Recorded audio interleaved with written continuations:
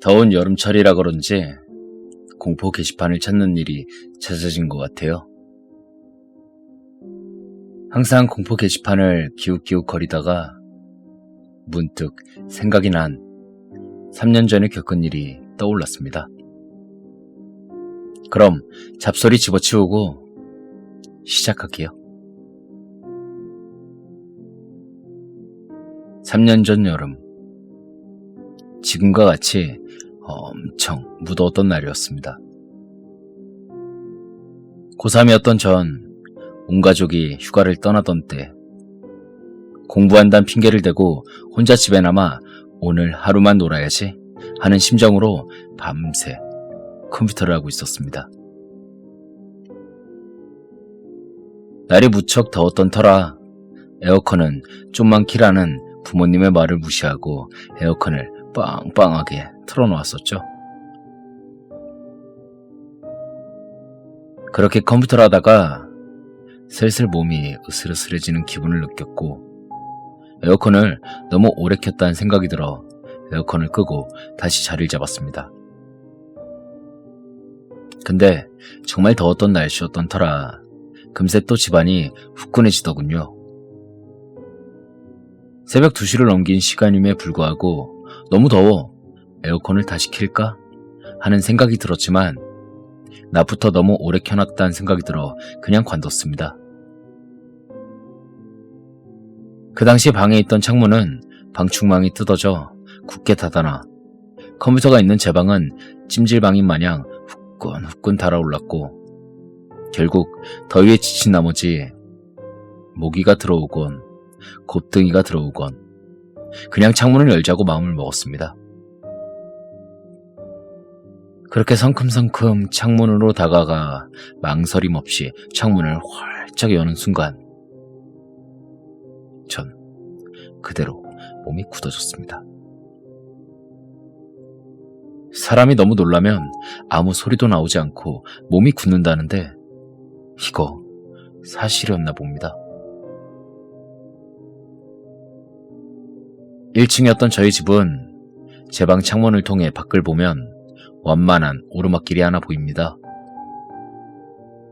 1층이라 그런지 제 방 창문을 통해 이 길을 보면 지나가는 사람이 코앞에 있는 것처럼 보이고 평범한 대화 소리도 약간 과장하면 바로 옆에서 듣는 양 귓속에 쏙쏙 들어올 정도였죠.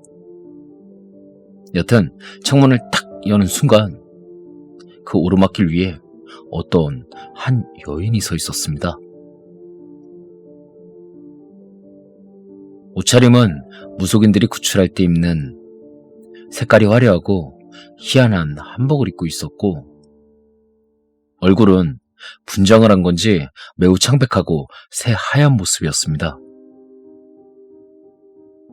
머리카락은 폭탄을 맞은 마냥 아무렇게나 흐트러져 어깨까지 내려와 있었는데 근데 무엇보다 가장 무서웠던 건 눈이었습니다. 화장을 잘해서 그랬던 건지 정말 태어나서 그렇게 크고 무서운 눈빛은 처음이었습니다.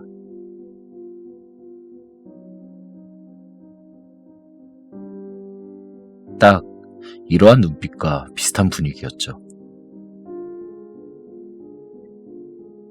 창밖에서 서 있던 그 여자, 창문을 여는 순간 정말 어떻게 눈길을 피할 틈 없이 확 저와 눈이 마주쳐버렸습니다. 정말 그때는 모든 장기가 떨어져 제 몸에서 나가는 느낌과 함께 온몸에 소름이 돋았고 그대로 몸이 굳었습니다. 그렇게 몇 년 갔던 몇 초 동안 눈을 마주치다가 정신을 차린 전 그대로 소리를 지르면서 거실로 도망가 TV를 켜고 이불을 덮었죠. 그렇게 더웠던 게 싹 하고 사라지면서 온몸에 소름이 자꾸 돋는 게 참, 그렇게 공포에 떨었던 건 처음이었습니다.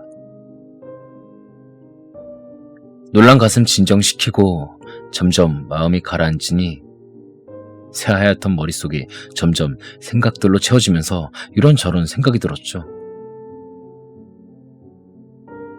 처음엔 귀신이라고 확신하고 귀신이다 라고 단정짓고 있었지만 너무 선명한 모습이나 그래도 뭔가 이질적이진 않았던 분위기가 그냥 미친 여자인지 아니면 옷차림으로 봐 무속인인지 하는 그 존재에 대한 정체가 정말 궁금했지만 근데 무엇보다도 가장 궁금하고 가장 소름 끼쳤던 건 그런 모습을 한 여자가 왜 새벽 2시가 넘은 시간에 우리 집을 창밖에서 쳐다보고 있었냐는 것입니다.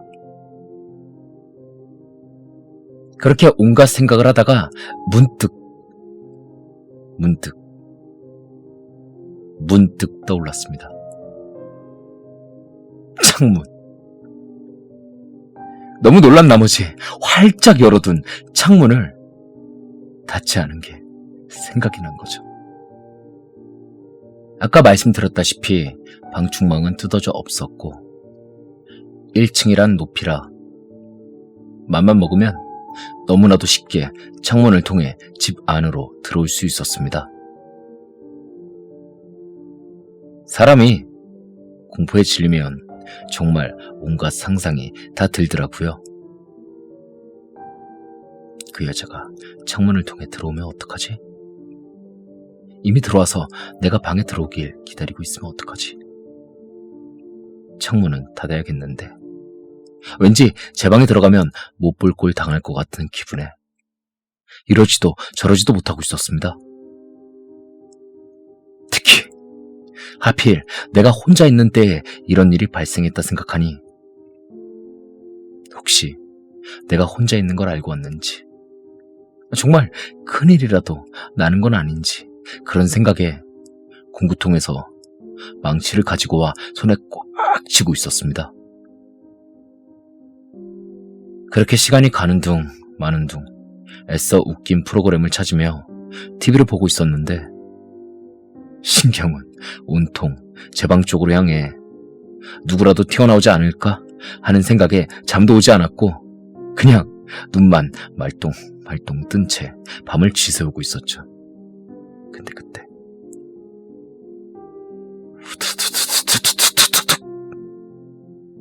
하는 이상한 소리가 들려왔습니다.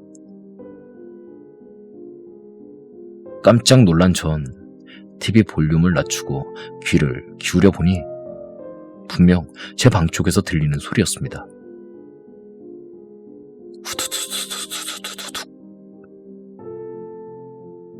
마치 뭔가 쏟아지는 듯한 소리?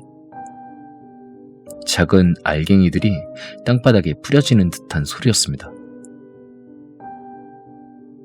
정말 도저히 안 되겠다는 생각이 들어 저는 누군가에게 도움을 청해야겠다는 생각이 들었고 곧바로 같은 동네에 사시는 큰아버지가 떠올랐습니다. 아버지가 옛날에 쓰시던 핸드폰을 찾아 전화번호 부를 뒤져가지고 큰아버지 번호를 찾은 다음 곧바로 저희 집 전화기로 전화를 걸었죠. 정말 한 10번 넘게 전화를 걸었었나? 드디어 짜증 섞인 목소리로 누구세요? 하는 큰엄마의 목소리가 들렸습니다. 전 정말 구세주라도 만난 모양 거의 울다시피 하는 목소리로 지금 우리 집에 무슨 일이 난 것 같다고 나 혼자 있는데 큰일 날 것 같다면서 우리 집으로 빨리 와달라고 새벽 4시가 다 돼가던 때에 크나큰 민폐를 끼쳤죠. 큰엄마는 제가 그러니까 잠에서 확 깨셨는지 진정하라고 바로 가겠다고 조심히 있으라고 하더군요. 그렇게 전화를 끊고 10분 정도가 지났을까? 문을 두들기는 소리와 함께 제 이름을 부르는 큰아버지 목소리가 들려왔습니다.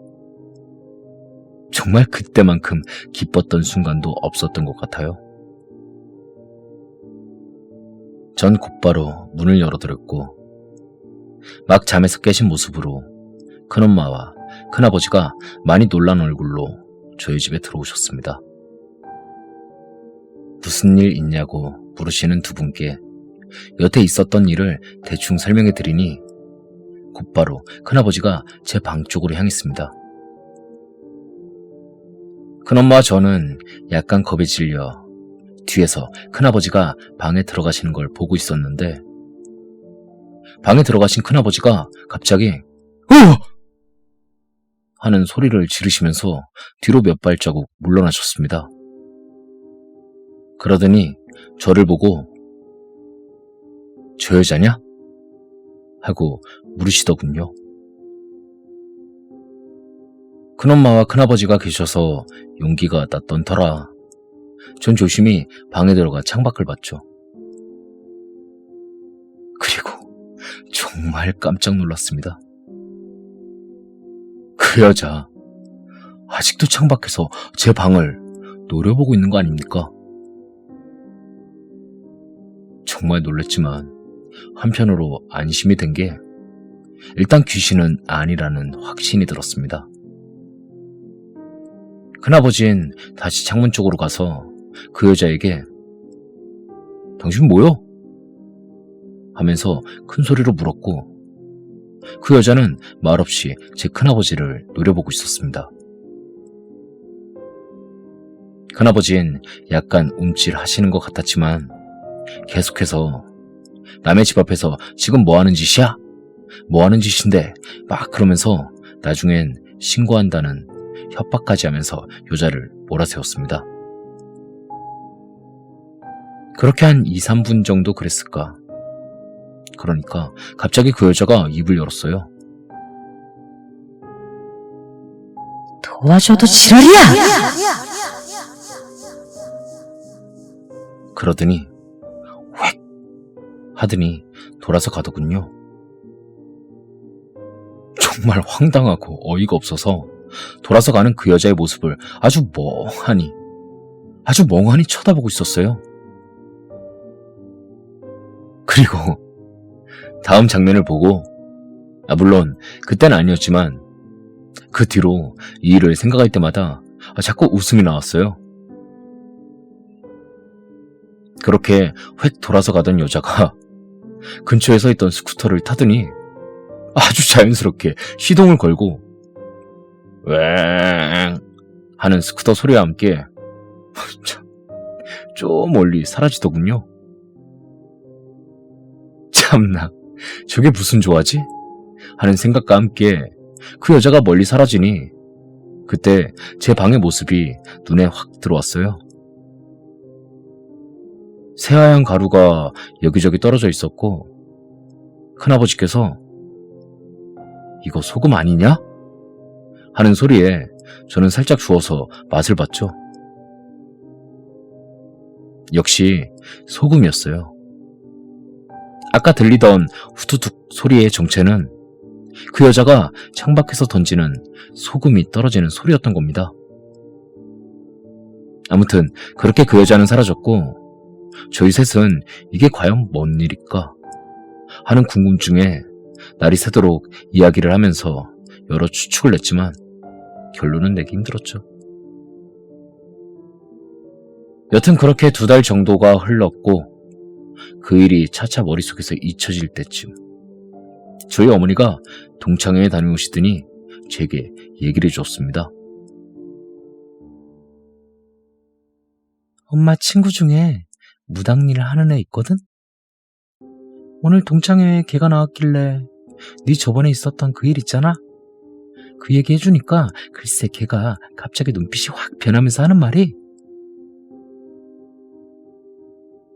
그 다음 어머니가 한 말 듣고 진짜 온몸에 소름이 쫙 돋았습니다. 네 아들 그 여자 아니었으면 죽었어!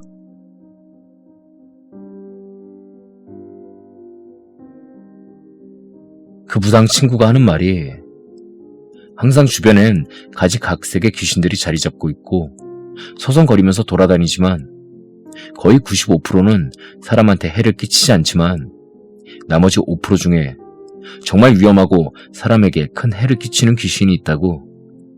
이런 존재들은 개인적인 원한과 관계없이 기가 약한 사람들한테 해를 끼쳐 저승길 동무로 삼으려 한다고 합니다. 이러한 질 나쁜 귀신이 그때 당시 제 방 창문 쪽으로 들어와 제게 해를 끼치려던 걸 그 여자가 그 귀신을 붙잡아 두고 있었던 거고, 소금을 뿌린 건 귀신들이 소금을 싫어하기 때문이었답니다. 근데 그 여자가 아직 신께 정성이 부족해서 그 잡기를 쫓아내지 못하고 그냥 붙잡기만 하고 있었는데, 그때 저희 큰아버지와 큰어머니가 오셔서 3명의 기에 눌려 그 잡기가 겨우 도망갔기 때문에 그 여자가 떠난 거라고. 아마 안 그랬으면 그 여자 날이 셀 때까지 그러고 서 있었을 거랍니다. 그러면서 하는 말이 분명 제 큰아버지와 큰어머니 중 약간의 신기를 가지고 있는 분이 있을 거라고. 안 그랬으면 그 잡기 쫓아내지 못했을 거라면서 정말 무당답게 모든 상황을 꿰뚫어 보듯이 얘기를 해주더랍니다.